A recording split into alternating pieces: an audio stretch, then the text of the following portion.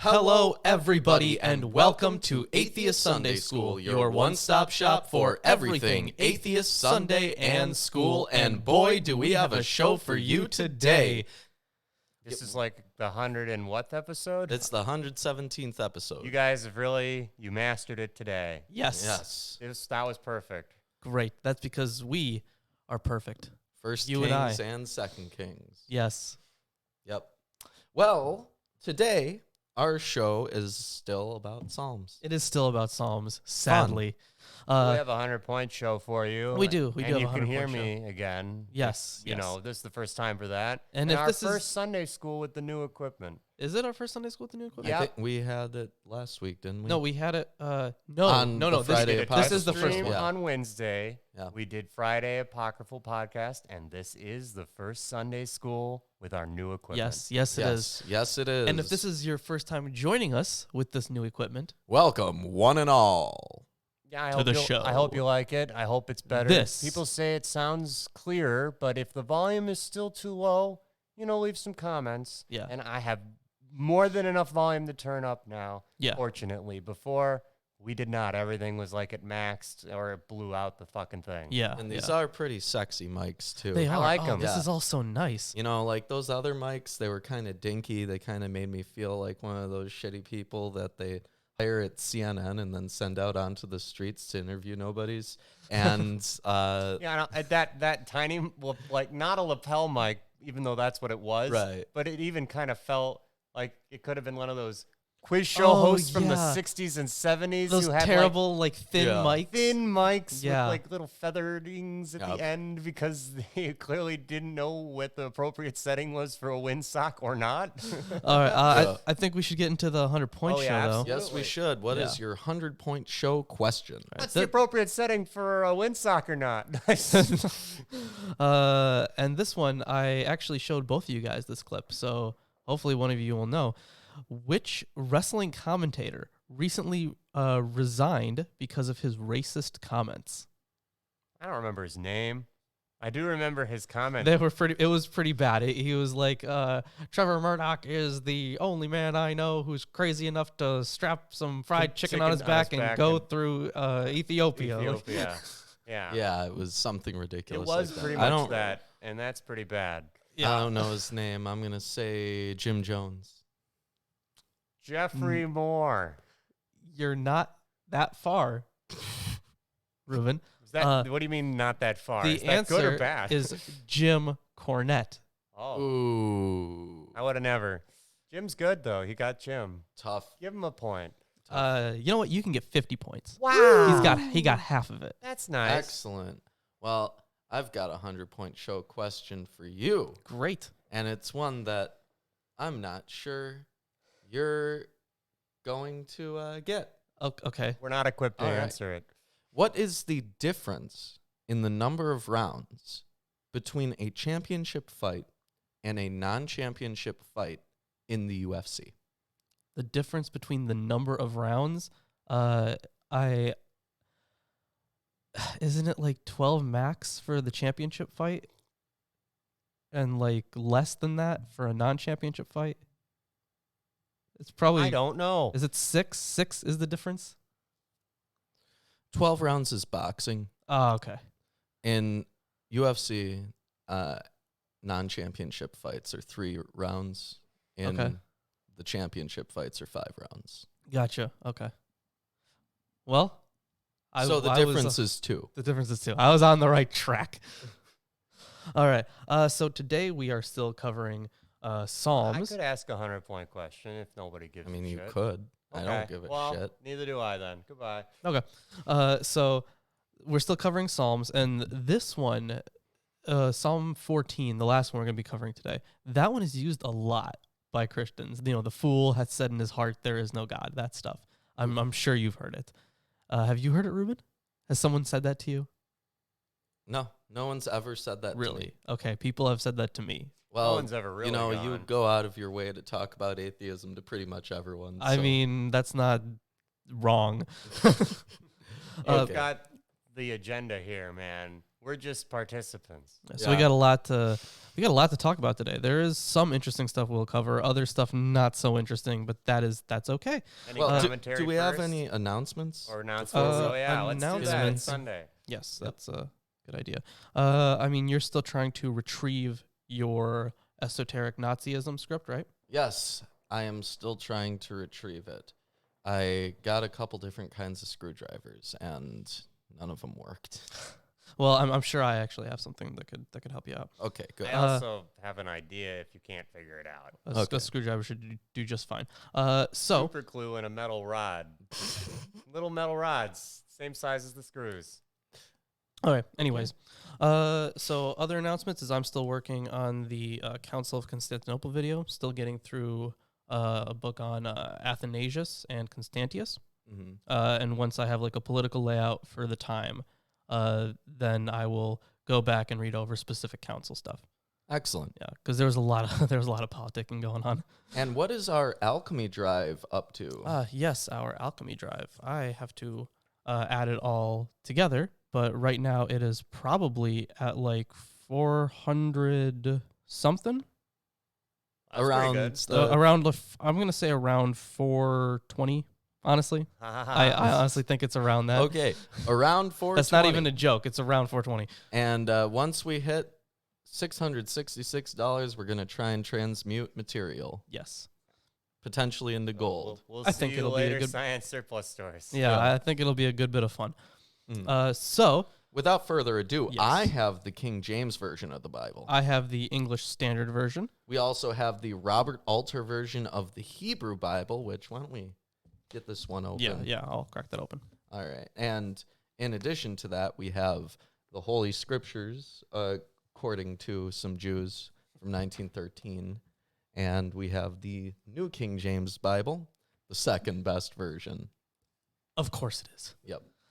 We also have a lot of books here. We have, and I brought some more. We have Erdman's commentary on the Bible, which is very useful. We have Psalms Old and New from Ben Witherington III. Yes. We have- and we have the Book of Psalms. On the Book of Psalms from Nahum Sarna, who I am not really a fan of, but sometimes it can be useful.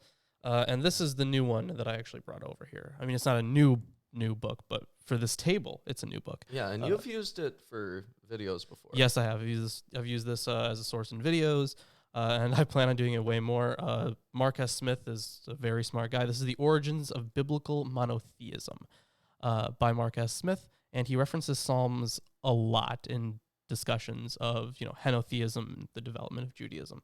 Yeah, is Israel's polytheistic background and the Ugaritic texts. In addition to that, we have the Oxford Companion to the Bible. Yes, we do. And I don't think First Enoch. We're not going to need First Enoch. Or maybe the Dead Sea Scrolls, but probably not. Probably not. No. The apocalyptic imagination and the Jewish apocalyptic tradition probably won't play a role here. No. And I looked through the NIB Old Testament survey. This book has a lot of information on theory and on like the linguistic aspects of the Psalms, but it doesn't really go into detail about individual Psalms that much. So I don't think it's going to be that useful for the show, but for reading after the show. Yeah, for general information. Yes. Yeah, it'll definitely be useful. So we are doing chapters 8 through 14 today, and I think we can probably hop into the reading. I don't really have to introduce anything, honestly. All right, then I'll get us started. There's nothing about the title of this chapter. Oh, well, the title, at least in my translation, is "How Majestic Is Your Name?" But that phrase, That's really bad. that sentiment occurs twice, so there's a reason it's named that. Okay. Yeah. So before we get really into it, why don't you tell me what a gittith is? It's another musical instrument that has eluded persuasive identification. All This right. is like the 12th one, man. Yeah, there are a lot of them. Yeah. I wish we could get these awesome instruments. They probably suck. I don't know. But like just for historical reasons, there's too many lost ones and they're all in the Bible. I mean, I would agree if we had, a bunch of old musical instruments, that'd be cool. Yeah. Yeah. Maybe they suck. I don't know. Like They're but I probably hope not they're bad. cool. Anyways, yeah, we can Probably some kind of a flute or a lute or a lyre or a drum. a variation on some of those. Or like a rock that you hit in a certain way. And That's it a drum. resonates I don't think it's and it that. sounds cool. That's a drum. But anyway, you this is call it you to will. the chief musician upon Gittith. It is a psalm of David. O Lord, our Lord, how excellent is thy name in all the earth, who hast set thy glory above the heavens. Out of the mouth of babes and sucklings hast thou ordained strength because of thine enemies, that thou mightest still the enemy and the avenger. Who is the enemy of God? in this? So it goes into it a little bit more, but it's pretty much just all like evildoers and stuff. Mhm. And there is a good bit of commentary on this, especially on the confusing verse.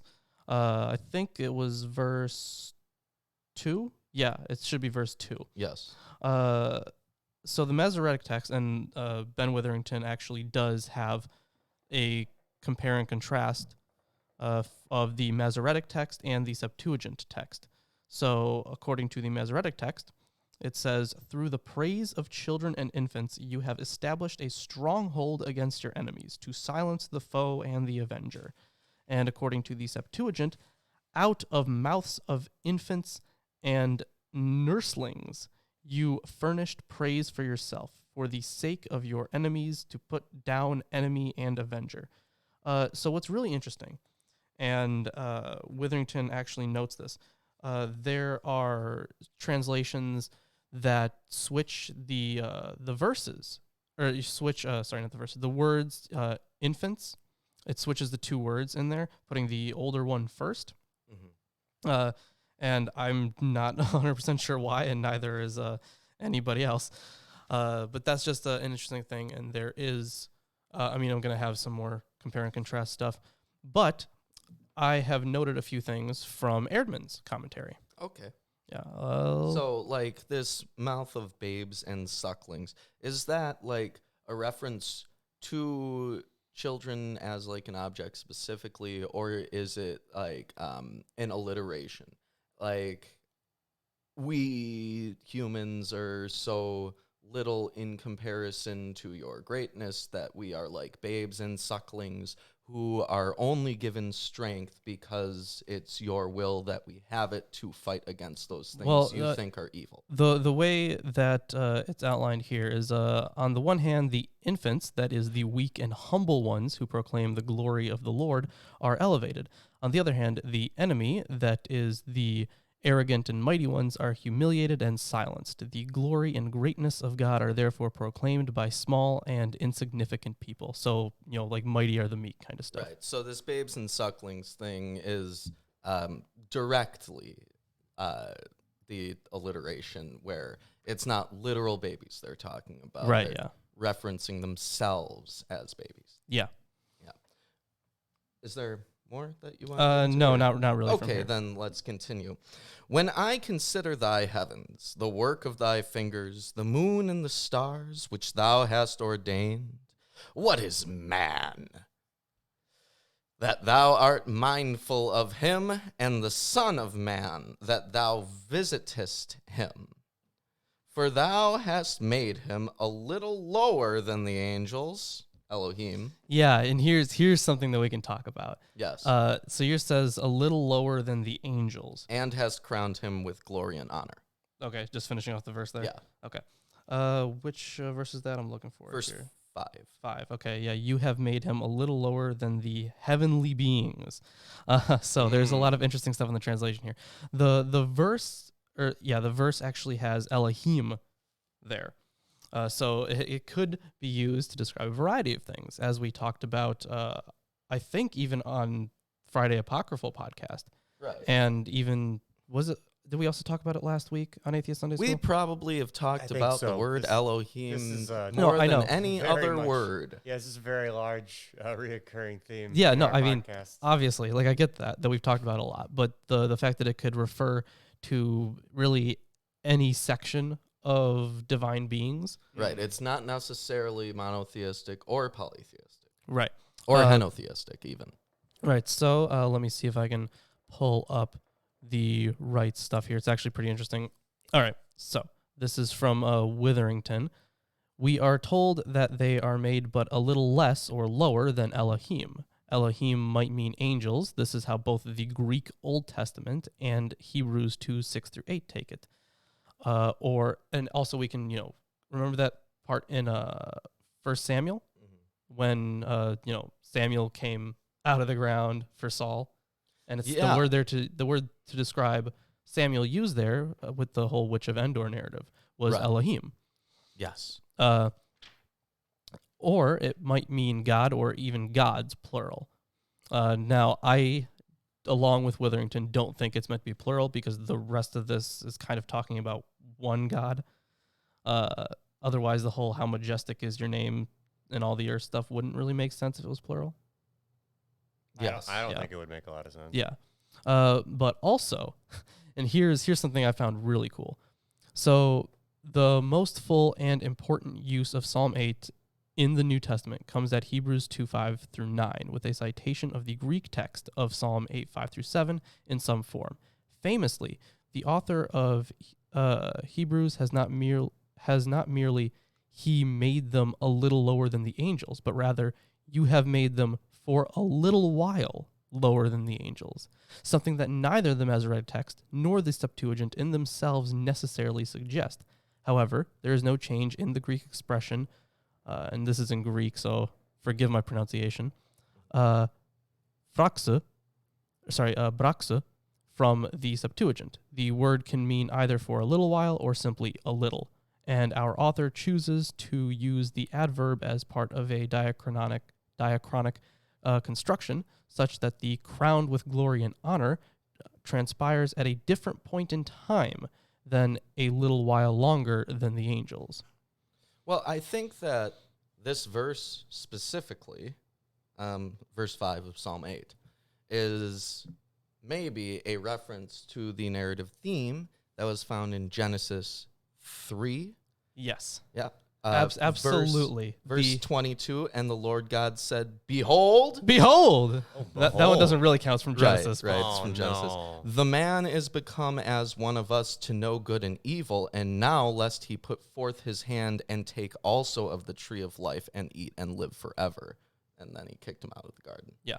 And the thing is, this entire thing is, we're going to get into it even more now. We're actually just getting into it.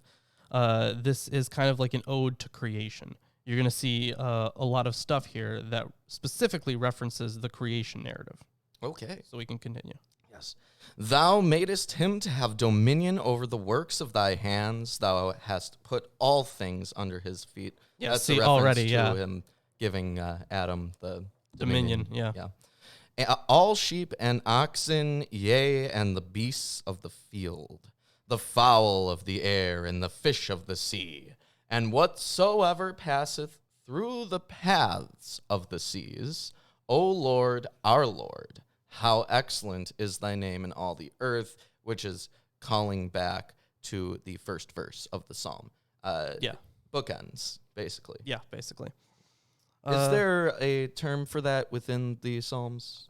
I have no idea. I'm sure there is, but I don't know what it is. Okay. So this is from Alter on the usage of Elohim here, in verse 6.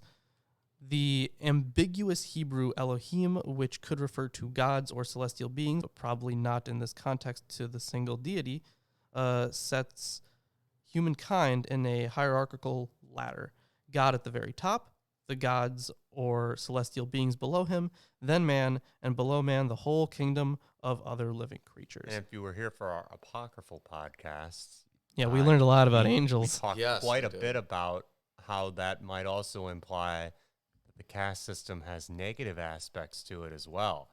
As in, those you're not supposed to mix the castes. Like angels, humans, no, that's a no-no. You're not supposed to mix them. That causes permanent evil spirits. Real bad stuff happens. Right, and there was... You can join us on Friday Apocryphal Podcast Or if check you it want to out learn more later about if you that. missed And it. even in earlier episodes of Atheist Sunday School, we cover some stuff where in the Bible, people are punished for, intermingling with those non-Jews. Oh yeah. But this is specifically angels that we're talking about here Right. instead of just Gentiles. Right.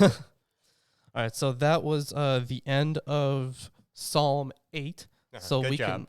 can hop right into Psalms 9 and 10. Now, before we get into this, I want to read a section from Erdman's commentary. Well, before you get into that, let me read a section from Alter's commentary. Okay, fine. Because Have he it has your way then. He has a huge jeez. bit here before it even gets into verse 1.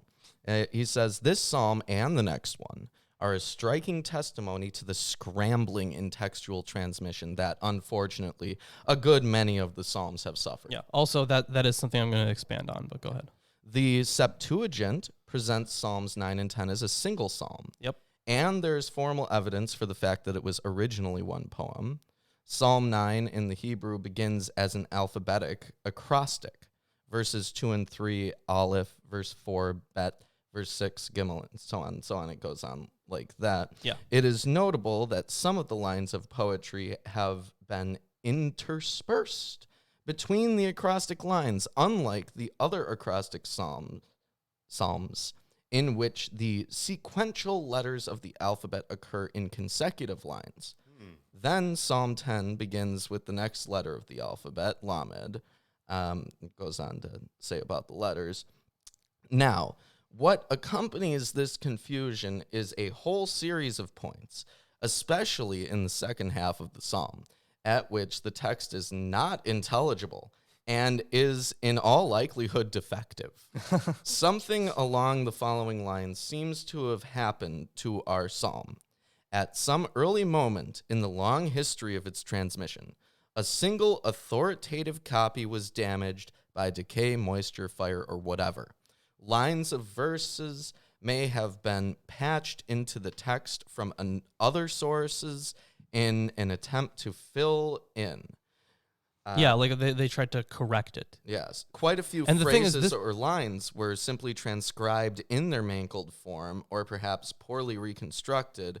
When the chapter divisions of the Bible were introduced in the late Middle Ages, the editors, struggling with this imperfect text, no longer realized that it was an acrostic and broke it into two separate poems.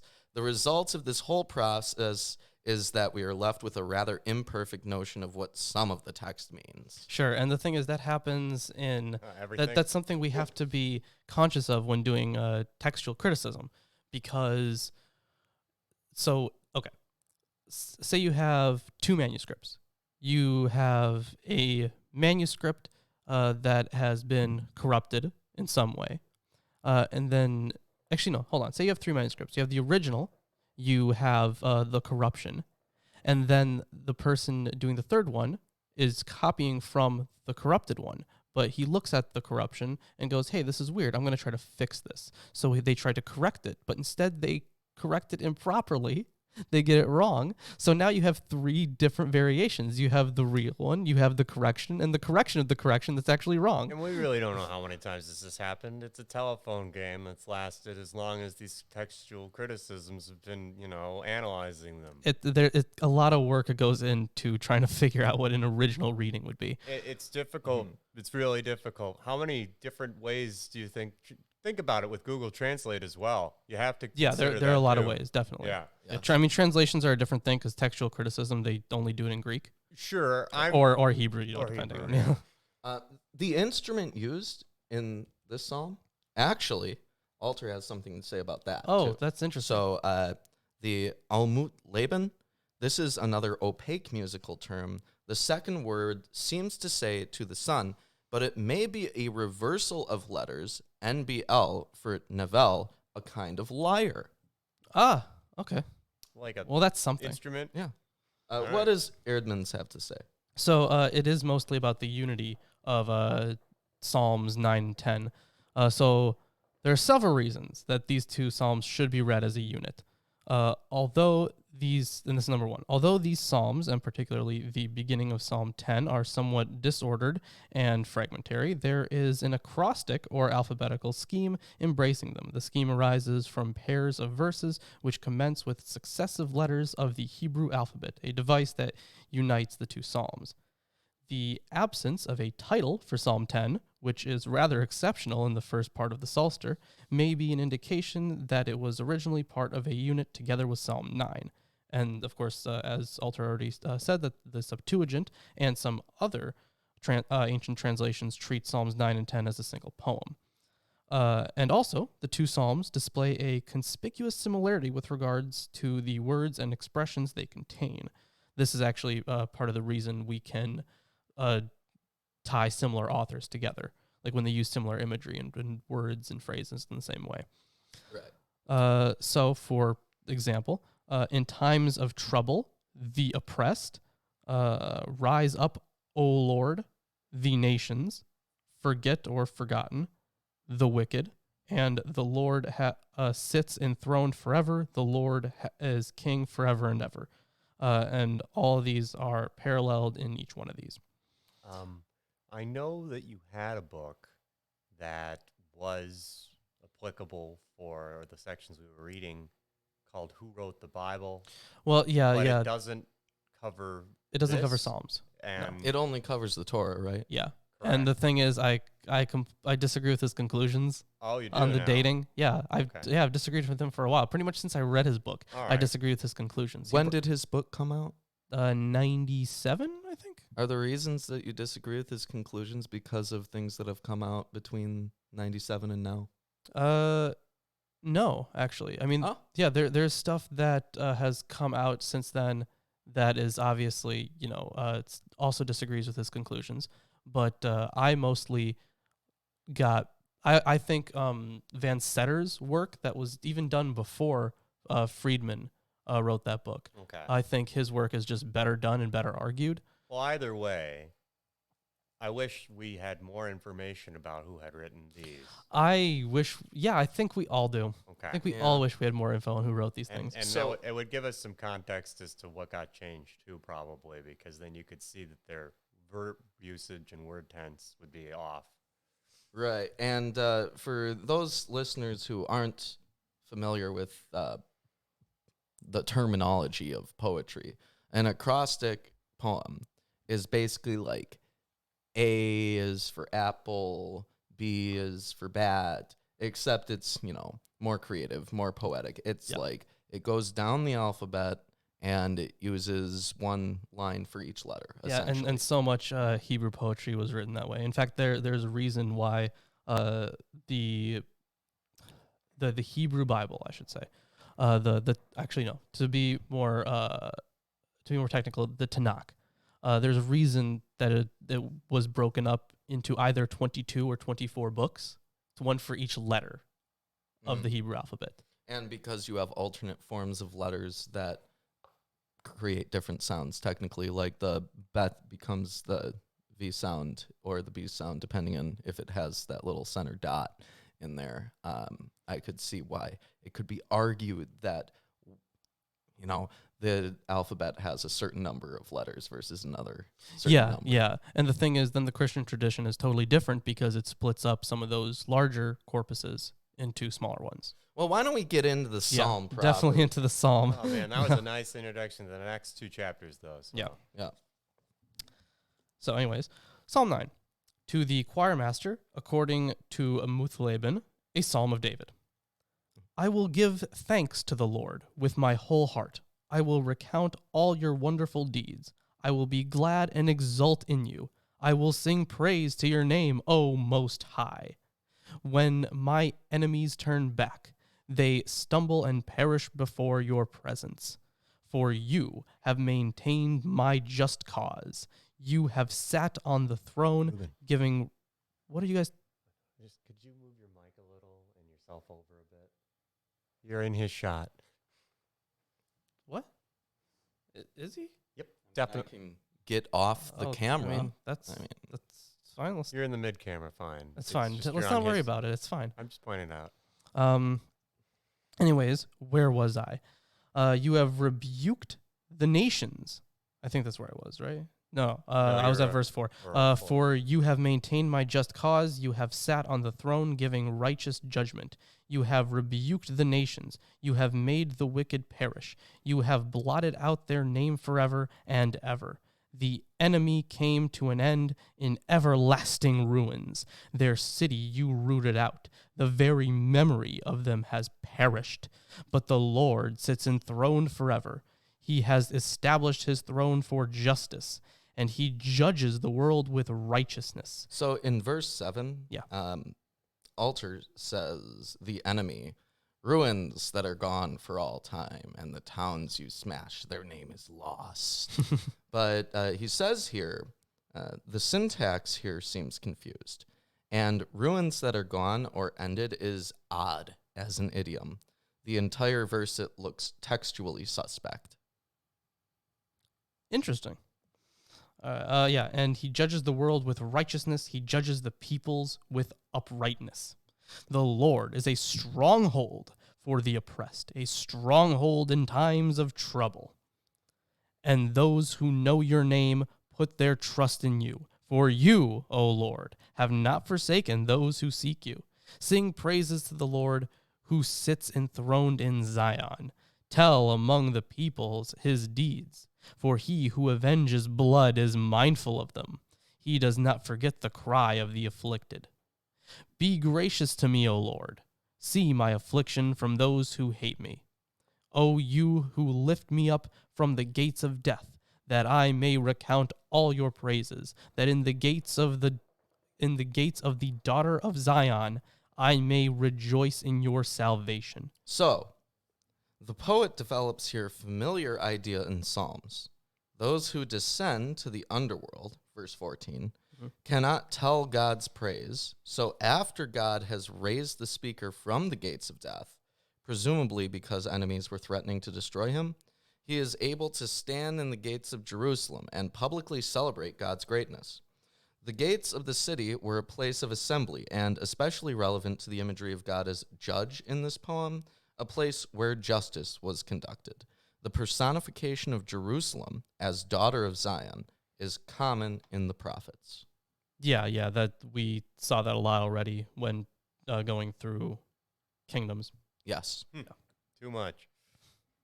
Was it not written? It wasn't not written. I don't know. Maybe it was. Maybe it wasn't.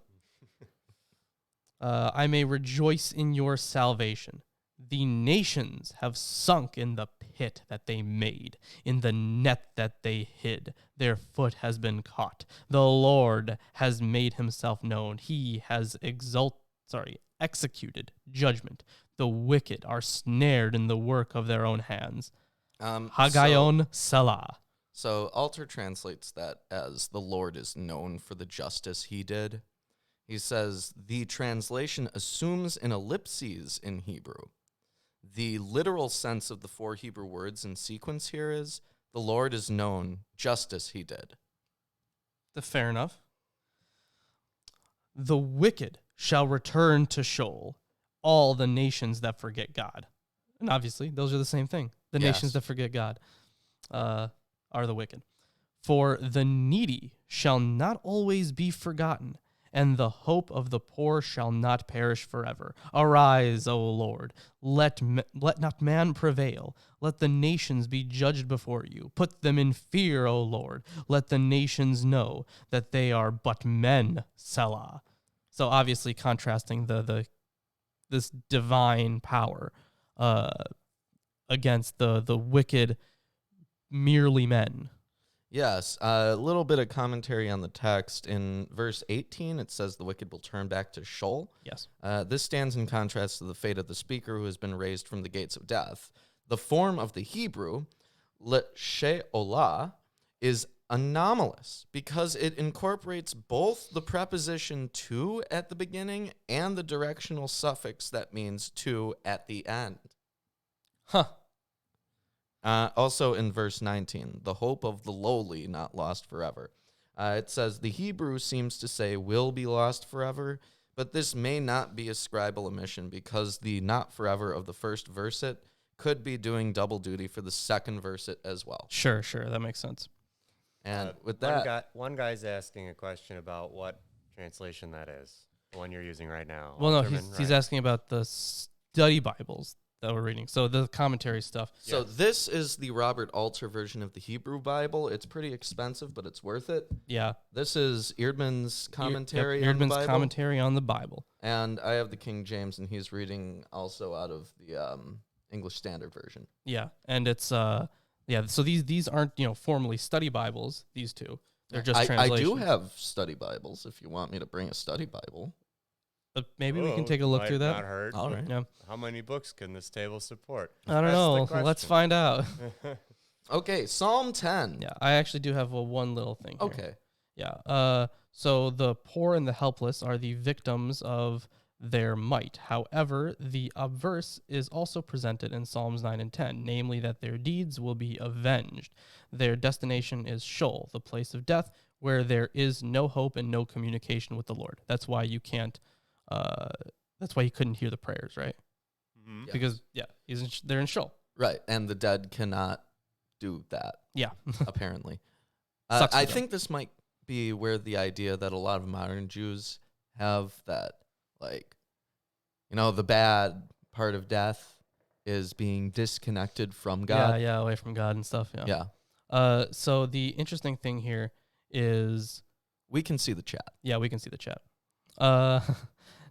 So both for Psalm 8 and Psalms 9 and 10, Erdman's notes that neither the date nor the authorship of the two psalms can be determined for either of those. Okay. He says them in both of those. Man, if we pre-recorded these, it would be a lot cheaper. That's kind of how I feel about it. Yeah, it definitely would be a lot cheaper. But we Yeah. like to, engage with. We like community. to spoil you because we care. And we got two of these We things here now. at Milwaukee Atheists care about the people. The people are important to us. And if you We the care people. about the people, People power. if you care about the people, you can support our channel by liking, subscribing, Oh, that and thing. sharing it Yeah, around. Yeah, Proc you can do that. Yeah. Damn it, I All didn't right. have that procced at all. No, that's So- whatever. Psalm 10, or 9.5 really, but Psalm 10. Why standest thou afar off, O Lord? Why hidest thou thyself in times of trouble? The wicked in his pride doth persecute the poor. Let them be taken in the devices that they have imagined. For the wicked boasteth of his heart's desire, and blesseth the covetous, whom the Lord abhorreth. The wicked, through the pride of his countenance, will not seek after God. God is not in all his thoughts. I don't think So- I've ever met anyone for whom it's true that God is in all their thoughts. So here's something neat, and I like this translation a little bit here. In the pride of his face, the wicked does not seek him. All his thoughts are, there is no God. That's all of his thoughts. So all of his thoughts are, there is no God. Wow, it's talking about you. Yeah, it's talking about me. So I want to see what Alter has for this, actually. So instead of being God is not in all his thoughts, it should be God is not in all his thoughts. As in, Yes, that it would make does sense. not have being. Yeah. You know what? I mean, so Alter has it this way. The wicked sought not in his towering wrath. There is no God is all his schemes.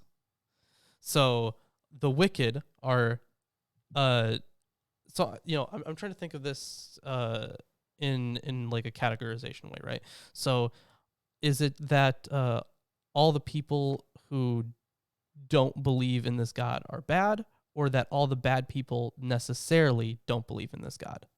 Well, I think that It honestly kind of it- sounds like the latter. well, Mhm. I don't think. I think that people who do not seek after God are a subset of people who are wicked, and whoever doesn't seek after God is necessarily also wicked. I think that's the point. Okay, well, I think at least the way I'm reading through this, it's the other way around. That the wicked is this subsection that of people who don't seek after God, but that also can be like the wicked necessarily don't seek after God, but not everyone that doesn't seek after God is wicked.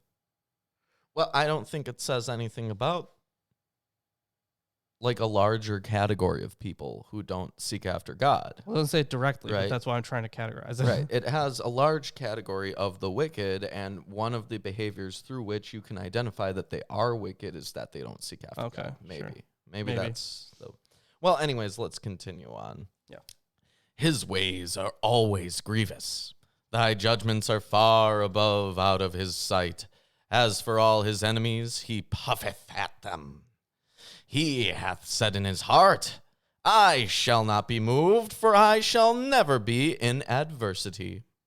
His mouth is full of cursing and deceit and fraud.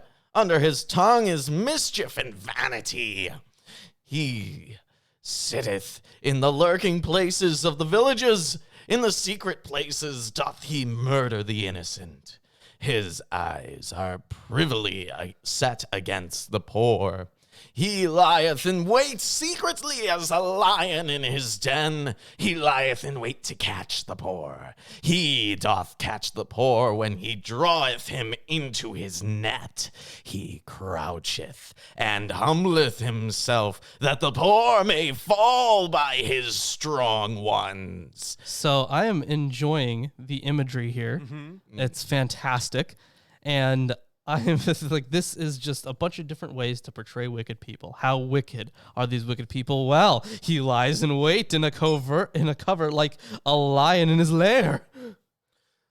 Yes, It's just like that. it's pretty intense. So wicked people are really bad. Yeah. And they want to screw the poor. Yeah. And everyone that is just, all the meek. They want to screw all the meek. Yes. Yeah. So he croucheth and humbleth himself, that the poor may fall by his strong ones. He hath said in his heart, thank you kindly. God hath forgotten. He hideth his face. He will never see it. Arise, O Lord. O God, lift up thine hand. Forget not the humble. Yeah, so basically these actually hold on, no. So these are the wicked, right? So wicked people aren't even the ones that deny God exists. They're just Right. like, why isn't God helping out right now? Exactly. That's enough to make you wicked. Yeah, okay. I don't ask that question, So so, it's- I'm it's- not wicked. So yeah, Yeah. that kind of goes along with what I was saying before about, there's this huge section of wicked people, right? And then part of them outright deny God. But that maybe this is just like a pragmatic thing, like in action, like these wicked people. They say God has forgotten, he has hidden his face, he will never see it. Like God isn't around Yeah. for this. God doesn't care about all this wicked stuff that I'm doing. Right. And I mean, if we read this as a continuation of Psalm 9, then we have to keep in mind that earlier he was praising God for his enemies being turned back in the beginning of Psalm 9. Mhm. And here at this point, he may be actually describing these enemies who God has aided him against. Yeah. These are the people Yes. that you should look out for. Yes. These wicked people. Okay. Wherefore doth the wicked contemn God? He hath said in his heart, thou wilt not require it. So mine's a little bit better here. Oh, Why? really? He did a great job. Come on. No, I mean, but my translation's just better here. Why does the wicked renounce God and say in his heart, you will not call to account? So it's not that a renunciation of, oh, God doesn't exist. It's that God is, kind of good for nothing. Yeah. Yeah. Or even that, like, even if God isn't good for nothing, we don't need him. He's not Yeah. necessary. Yeah. Okay. Thou hast seen it. For thou beholdest. Behold! Beholdest? Yeah, it says beholdest. Oh my gosh. Can we have a beholdest t-shirt too? You know That's what? a Why terrible not? idea, but I love it. I would love a behold this t-shirt. It's the most behold. You know, Oh, wow. As compared to, oh man, I don't even know what. Me neither. We'll have to Oh, think man. about We gotta that. think about that later. Yeah. Okay. I'll add that to the list either way. Of beholds. Okay. beholdest mischief and spite to require it with thy hand. The poor committeth himself unto thee. Thou art the helper of the fatherless. Break thou the arm of the wicked, and the evil man seek out his wickedness till thou find none. So yeah, it's calling. First, it gives you a sense of the problem, right? These wicked people, what they're doing, and then it kind of a petition, you could say, to God about, hey, destroy these motherfuckers. I guess you could put it that way. Yeah, I mean, break the arm of find none. Yeah, until you find when it's all over. Right. So complete extermination Of the wicked. Yes. Which Still waiting on. Is the extermination of all wicked people itself a wicked act? I guess it depends on how wicked they are. Ooh. I mean, if they just fit one of these descriptions, but not all of them. Right. Does that count? Right. Yeah. The Lord is king forever and ever. The heathen are perished out of his land. Lord, thou hast heard the desire of the humble. Hold on. Yours says the heathen? Yes, the heathen. Does yours say the godless or something? That's verse 16, right? Yes. I have nothing on that. I have the Lord is king forever and ever. The nations perish from his land. Okay. So I guess it just means other nations, not even necessarily heathen. Anybody just other that nations. isn't part of this group specifically. Yes. What verse was that actually? 16? Verse 16. Okay, let's Psalm see 10. Okay, let's see if what's his translation? The Lord is king for all time. Nations are lost from his hand. And he has no notes on that, sadly. Oh. Unfortunate. I know. Let me finish this up here. Lord, thou hast heard the desire of the humble. Thou wilt prepare their heart. Thou wilt cause thine ear to hear, to judge the fatherless and the oppressed, that the man of the earth may no more oppress. So this is another example of, I was talking to you before about how it's similar to the demonolatry, where they make an appeal within their prayers, and it's presented first as a praise, right? But at the end, it's like a contract that's put forward. Yeah. Right. Yeah. So that's the end of Psalm 10. And Lawrence, do you hear Is that? the time? I do Yes. hear something. I hear something real strange. Wow, It sounds a lot better on these headphones, though. ooh. Yeah, it does. I mean, Behold, I am your Lord and Savior, Jesus Christ, and I want to let all you heathens and sinners know that I support this wonderful episode of Atheist Sunday School. Lawrence and Reuben try their very best to bring you the true glory of the Bible, and they need your help. They have provided links to their Patreon page and other social media just for you. Once again, my name is Jesus Christ, and this is Milwaukee Atheists. The Lord is with them.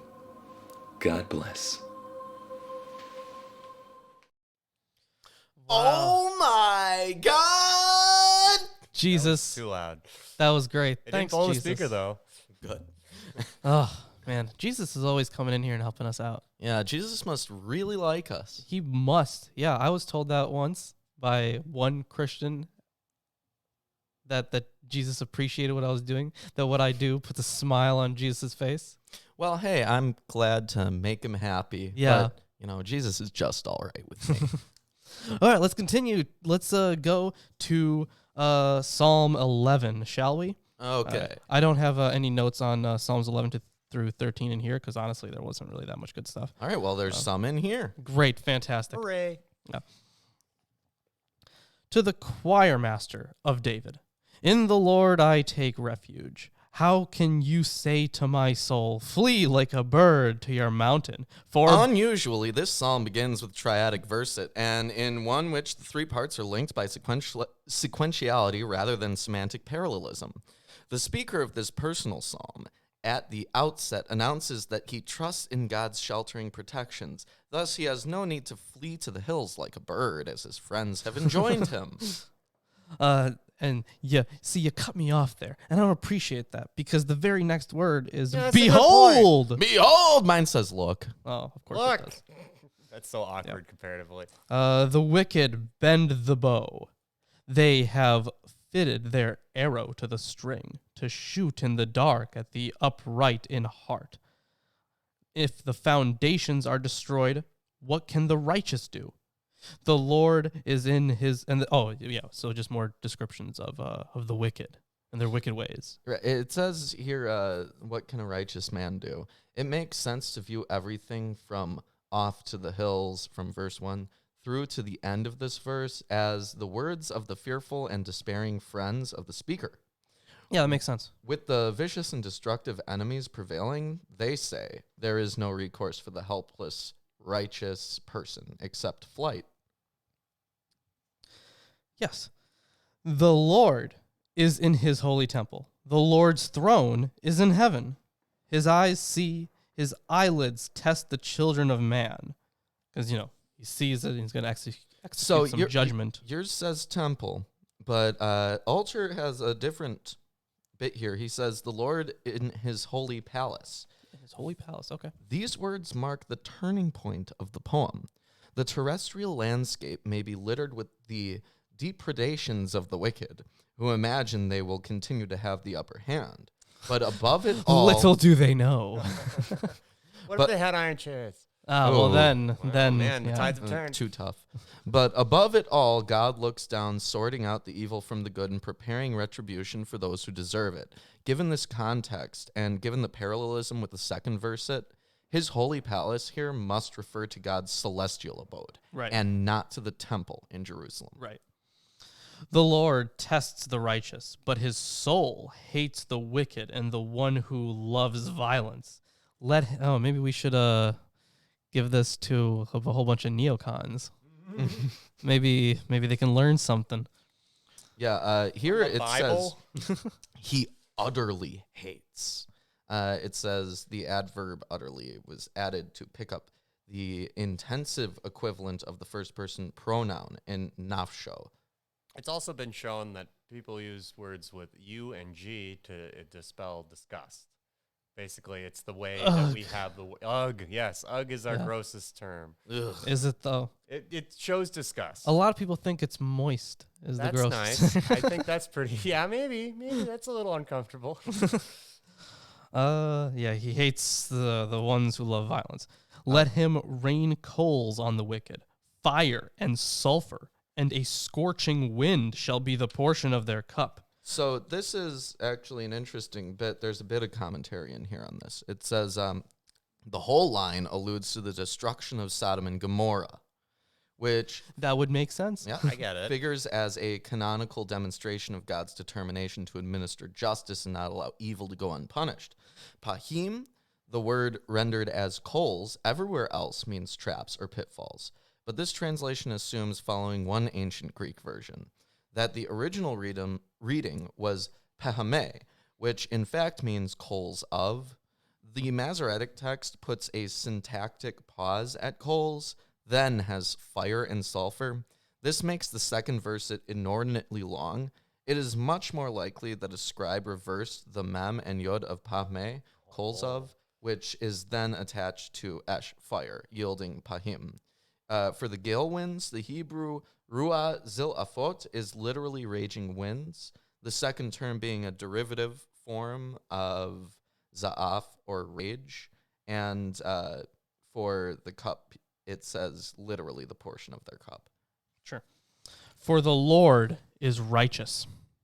He loves righteous deeds. The upright shall behold Behold! his face. Ooh. That would make sense. But is not in line with what happens in the Bible. No, you're not supposed to look at God's. Well, it's not Kills very you it's not or very something. consistent. In fact, not if at you all. look at Daniel, as we did in the Friday Apocryphal Mm-hmm. podcast, you can't really look at Yeah, him. it's too damn It's too majestic, bright. too bright. Yeah. Yep. And the Now, or you turn to salt, or some other stuff happens. but of course there it's are- inconsistent, but there's problems with looking at God. yeah, like there are. Well, no, you don't turn to salt. That was something else. But when it Fair like enough. remember when Moses was looking upon God and his face was I mean there was a whole bunch of there's some different translations. Like one say that he grew horns, another says that his face was just radiant, Mhm. and he had to wear the veil, right? Right. Yeah. So it's like that. But then there are other times where it says that no one can look upon God's face. But maybe that's actually a development of theology on that, because Right. only the upright shall behold his face. So maybe the commentary on that would have been that no one is truly upright. So there's a very interesting bit right at the end here in translation. It says, in the Hebrew, the noun for the upright behold his face. Mhm. In the Hebrew, the noun is singular and the verb is plural. Presumably one of the two, probably the verb, should be adjusted. The Masoretic text reads, their face, with no obvious antecedent for the plural. But Variant Hebrew versions have his face. that's interesting. That's very interesting. If we're going by what is most likely original, I couldn't tell you because in context, it might make sense if it was just the one, right? But knowing the history of Israelite religion, also there would make sense, especially if this verse was originally talking, or if this was originally talking about just Elohim in general, Mhm. as some vague divine beings. Yeah. But anyways, that is the end of chapter 11. A very short one. A very short one. This next Rather one, so. I believe, is just as short. Yes, these next few are actually pretty Yeah, short. they're very short. So They Psalm have less 12, commentary, I believe, too. maybe. To the chief musician upon Sheminith, a psalm of David. Sheminith probably is another unidentified musical instrument. Sure. Man, that's like too many now. Yeah. Help, Lord, for the godly man ceaseth, for the faithful fail from among the children of men. They speak vanity, everyone with his neighbor, with flattering lips and with a double heart do they speak. The Lord shall cut off all flattering lips, and the tongue that speaketh proud things. So obviously it's those smooth talking salesman types that he's gonna cut off. Yeah, this is like how Plato hates sophists. Or Yeah, sophists. it's like that. Right. Who have said with our tongue, will we prevail? Our lips are our own. Who is Lord over us? For the oppression of the poor, for the sighing of the needy, now will I arise, saith the Lord. I will set him in safety from him that puffeth at him. The words of the Lord are pure words, as silver tried in the furnace of earth, purified 7 times. There's a little numerology for you. Yeah. So when it comes to kiln, mine instead of furnace, mine has kiln. The term alil appears only here, and the understanding of it as kiln goes back to the Aramaic translation of don't know how to pronounce his name, Onkelos in late antiquity. The meaning, however, is not certain. It should be said that the rabbis constructed it as an adverb, clearly. In any case, there is a pointed contrast between the Lord's sayings, pure as refined silver, and the lying words of cheating men. Yes. And, obviously using the furnace or kiln or whatever is the method by which you purify the metals. Thou shalt keep them, O Lord. Thou shalt preserve them from this generation forever. The wicked walk on every side when the vilest men are exalted. Ooh, a little bit of, modern political. You have this. Okay, so you have when the vilest men are exalted. Yes. So altar. This is pretty different here. All around go the wicked. They have dug deep pits for the sons of men. There's an expression, digging yourself into a hole. Well, yeah, there's that. But that's how this verse starts, right? The wicked walk on every side. Yes. So, and then how does yours end again? the wicked walk on every side when the vilest men are exalted. Okay, so instead of vilest men, I'm guessing it's just supposed to be sons of men. Ooh. That's what I was talking about. Yeah, that's very different. That is very different, and he has And does no. that have a lot of implications based off of our use of sons of men? Yeah, because sons of men or son of man is just meant to be humanity. Yes, anybody. Yeah. So let's see what the English Standard Version has here. On every side the wicked prowl, as vileness is exalted among the children of man. So, excuse me. So yeah, there's quite a lot of translations here. Maybe I probably should have pulled something up from Eerdmans. So this is verse 8. Right. Verse 8 of Psalm 12.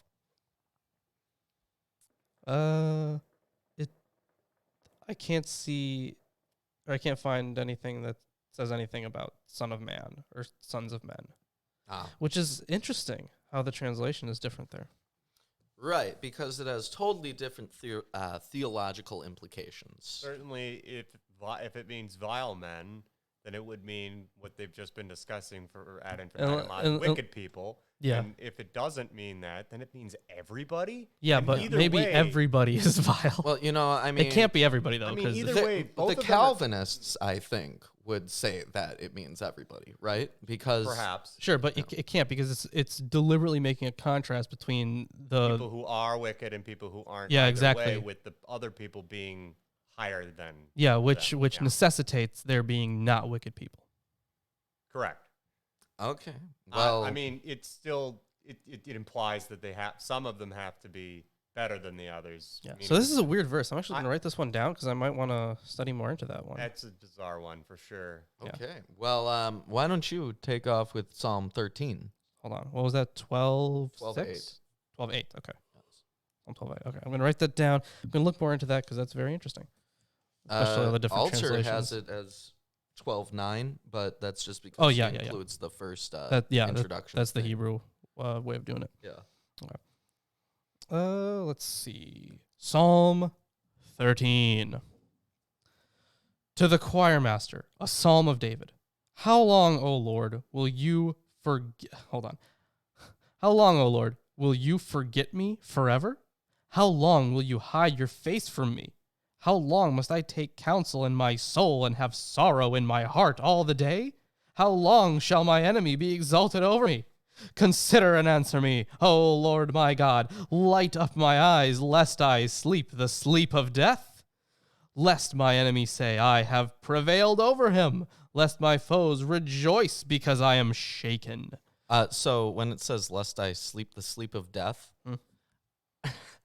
the antithesis between light for the eyes and the implied darkness of death is striking, and the poet uses a jolting elliptical form, lest I sleep death, not the sleep of death. Okay. I mean, it pretty much means the same thing. Yeah, but it's it's a different. It works differently within the poetic context. Sure. Right. But I have trusted in your steadfast love. My heart shall rejoice in your salvation. I will sing to the Lord because he has dealt bountifully with me. We have seen that a lot. Yes. Yeah, we have. He has dealt bountifully with me. Mm-hmm. That has come up a lot in the Bible. He treating you like a predator-prey relationship bountifully? Or is he a bounty hunter? I'm just making puns. So Alter says about verse 6. Okay. This affirmation of faith in God's readiness to stand by the supplicant and rescue him from his distress is a turning point in mood and perhaps even in genre in this short poem. The speaker, no longer fearing that God will forget him forever, is suddenly sustained by a sense of trust in God, and he conjures up God's intervention on his behalf almost as though it were an accomplished fact. In this way, the poem that began as a desperate supplication concludes on a note of celebration, in the manner of a thanksgiving psalm.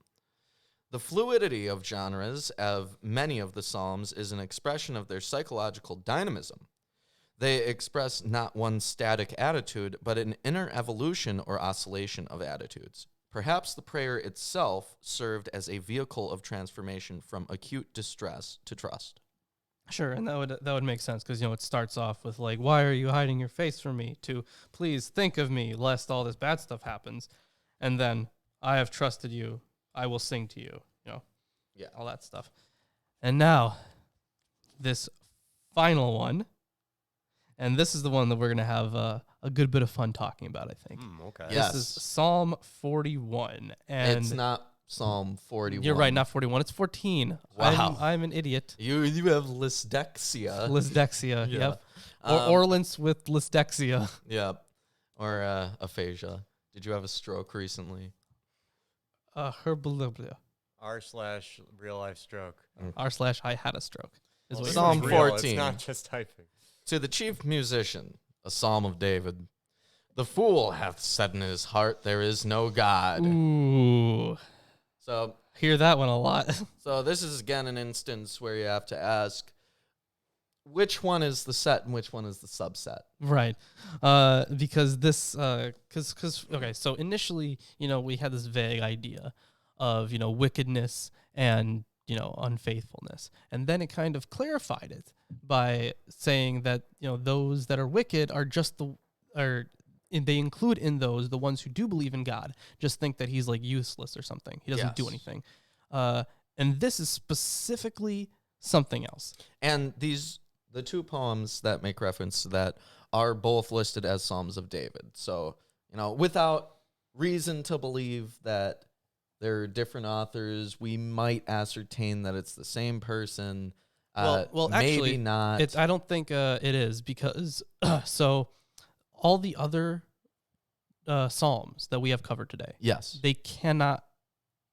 Well, actually, I guess it doesn't exclude it, but I mean, I So think the it's other a ones- similar theological position. it to is. previous. Yeah. Actually, that makes sense. But okay, so that's actually very interesting because according to the commentaries that I've read on this, the other psalms that we've read today can't be dated. This one, on the other hand, can be. Okay. Yeah. So I mean that there's a reason Hey, good news. there's a reason I didn't bring up the dates for any of the other ones because we don't know them. So let's read a little bit more about this very first verse. I got a good amount of stuff for that. So this is from Altar. The thrust of this line is more moral than theological. The concern is not a philosophical question of God's existence, but the scoundrel's lack of conscience. His feeling that he can act with impunity because he thinks he needs not fear divine retribution. This psalm, then, is a prophetic psalm, lacking any element of supplication because the speaker who denounces the society he observes does not put himself forth as a victim. I guess I kind of see what he's saying there. And then I actually noted a good bit of stuff from Erdman's here. If you will just allow me. Are you going to tell us when it was written? Yes. Okay. So. Well, let me finish this verse before you Sure, get into sure, arrogance. Yeah. They are corrupt. They have done abominable works. There is none that doeth good. Yeah, that's actually something that a lot of Christians forget. When they quote that at me, I always ask them, hey, what's the second half of that verse? Because they always stop at the fool hath said in his heart there is no God, right? Yeah. But the second half says that there's none who does good. But that is blatantly false because there are plenty of atheists who do good. And even Christians acknowledge that. So it's just very interesting that a lot of the times they're omitting that. So let's see. Yes. So we're gonna get kind of a close. We can nail down the date kind of reasonably from Psalm 14:7, and it places this idea in an even wider context. The verse. Oh, never mind. It's just that one verse. Okay, so this actually probably came from the same author, but the one verse, Psalm 14:17, is the one that we can date. 17? Sorry, 14:7 that we can date. You're doing bad with numbers. I am. today. I'm doing bad with a You're lot of worse than stuff. me with things in D&D. Yeah, this is bad. It's an off day for numbers for you. I guess. Numbers was an off book. Yeah, it was. I was just gonna say that. Okay, so I guess we can get to 14:7. Which is the final verse Yeah. of this psalm, yeah, and I've just read the first verse. Okay. So- But I also do have some direct commentary on the first verse. Okay. With the exception of a few variations, Psalm 14 recurs in Psalm 53. The basic difference is that Psalm 14 employs the divine name Lord, the Hebrew Yahweh, while Psalm 53 uses the name God, or Elohim. There are also textual variations between these two psalms. Compare Psalms 14, 5 through 7 to Psalms 15, to Psalm 53, 5 through 6. That's right, Lawrence. You forgot your name last week. I did, I know. It's better than that, apparently. I guess. The variations indicate different transmission processes and different traditions, which have resulted in the two psalms being included in different collections of the Psalter. So yeah, Psalm 53 is basically just that, and but there are obviously changes due to tradition. All right, let me continue on. The Lord looked down from heaven upon the children of men to see if there were any that did understand and seek God. They are all gone aside. They are all together become filthy. There is none that doeth good. No, not one. So it doesn't differentiate between, or perhaps it's saying that they're all acting in, as if there is no God. Well, It has that Peterson-esque understanding of atheism. Verse 2 and 3, they have a callback, I think, to a similar theme in Genesis 6. Because in Genesis 6, it has and it repented the Lord that he made man on the earth, and it grieved him in his heart. Well, I don't recall any other point in the Bible where everyone was wicked. Yeah, where God looks down to see if anyone is good and decides that they are all bad. Because, first it started out, eventually it was kind of small, right, with Sodom and Gomorrah. That was very localized. Right. And then was the flood after that?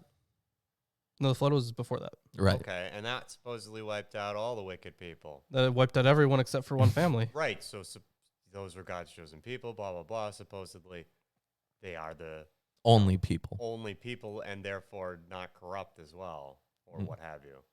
Yeah, well, let's see if he does it again. Sounds like he's up for it. Pretty much always is. Have all the workers of iniquity no knowledge?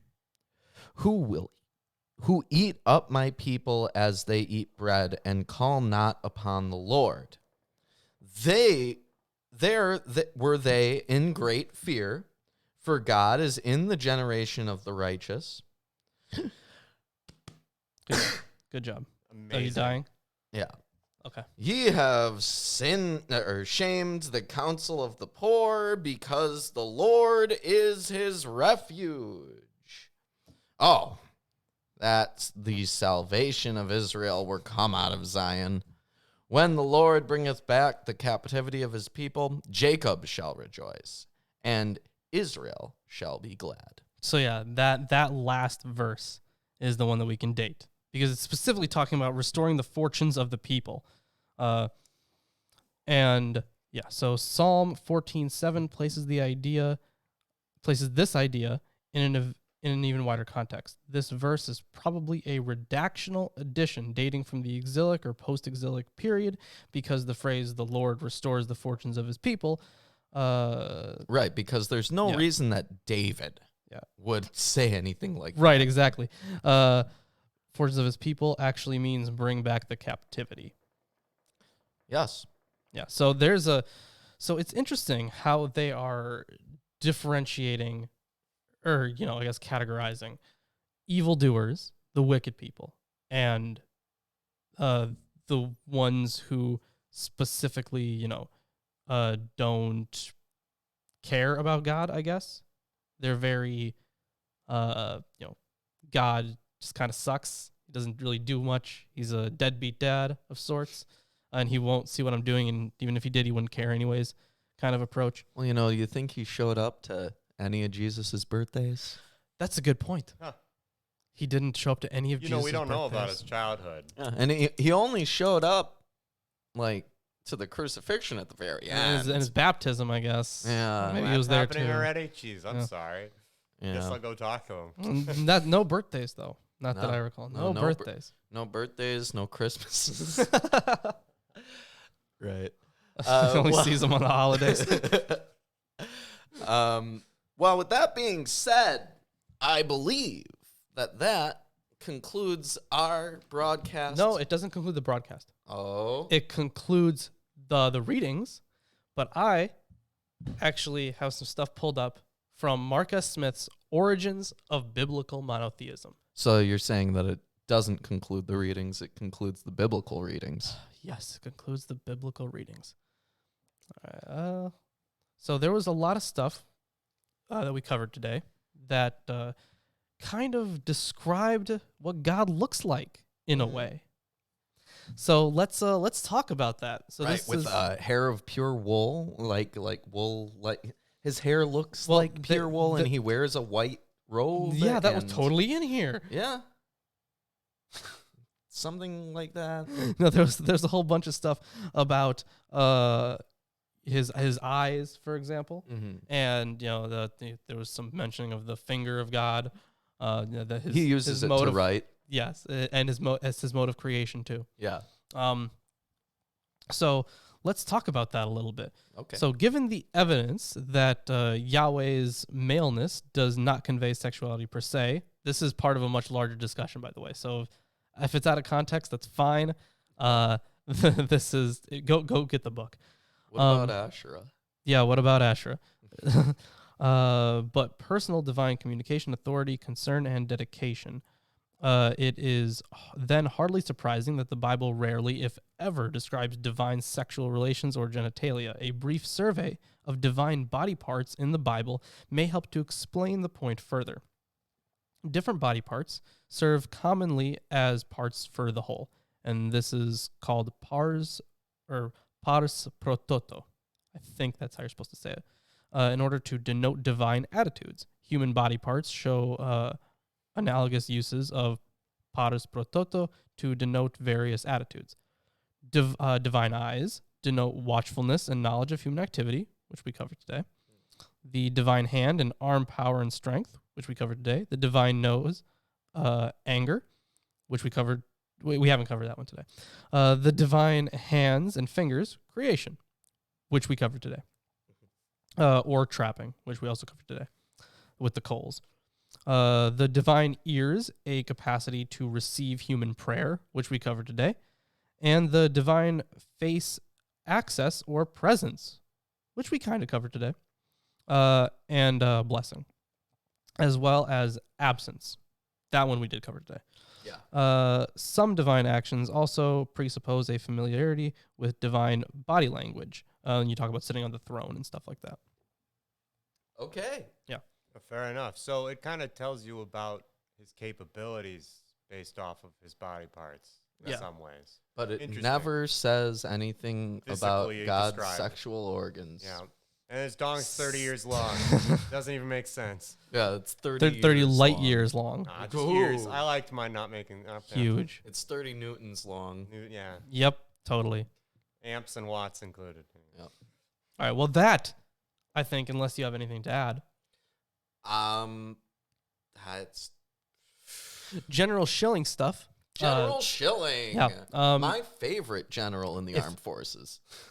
If you guys enjoyed the stream, please drop a like. If you didn't, drop a dislike. It all helps us. Yeah.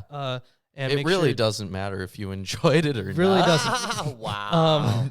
Make sure to subscribe and share this stuff around with your ex-girlfriends and homeless people on the street. How about people you love? Like, if you have to No. send out an alimony check, just like watch Milwaukee Atheists on YouTube, Sure. 1 p.m. Central Standard Time, Sundays and Fridays. Yeah, do that. That's a great idea.